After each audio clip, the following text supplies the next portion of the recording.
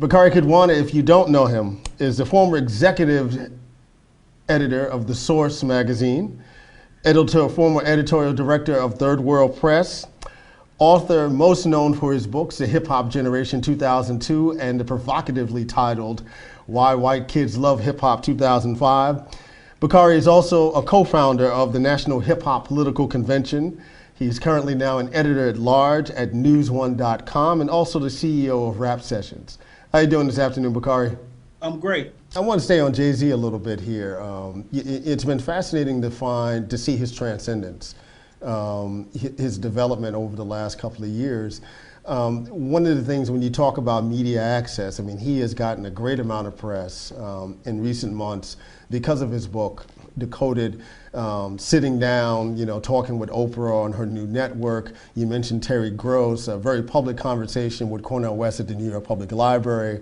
Another pretty amazing, public discussion with Charlie Rose at the Brooklyn Museum.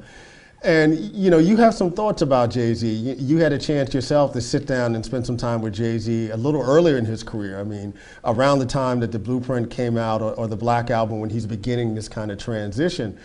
Jay-Z is a complex character. I think that he has a lot to offer. I think he's at a unique point in his career. I think hip hop is at a unique point in its career. And so I think this is the first time that we have someone of this kind of senior statesman level who's not only an artist, right, but who is also a theorist. Right. And this is very important because a lot of times we don't make this distinction between the artist and the theorist. I think Chuck D, KRS-One, these are hip hop artists who are also theorists. Jay-Z is a hip hop artist who's a theorist.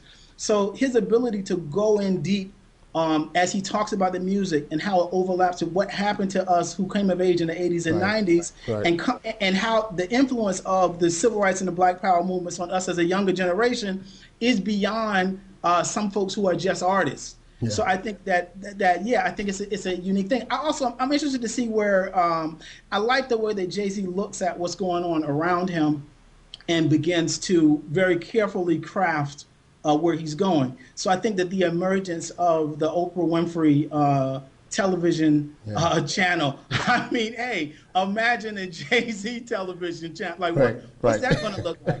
Right. And one thing that's also, I think, very important about him is his ability to empower, not only his ability, but his willingness to empower his own people to tell his story or to tell our story. So, I mean, I think unlike some of the other folks that we've seen that's gotten to this level of financial success, I think he is very much has his mind on Black culture and Black people and how is that story best told as someone coming from where he came from and the ability to continuously tell his own story and not have the corporate influences and the other influences try to take that story in a different direction.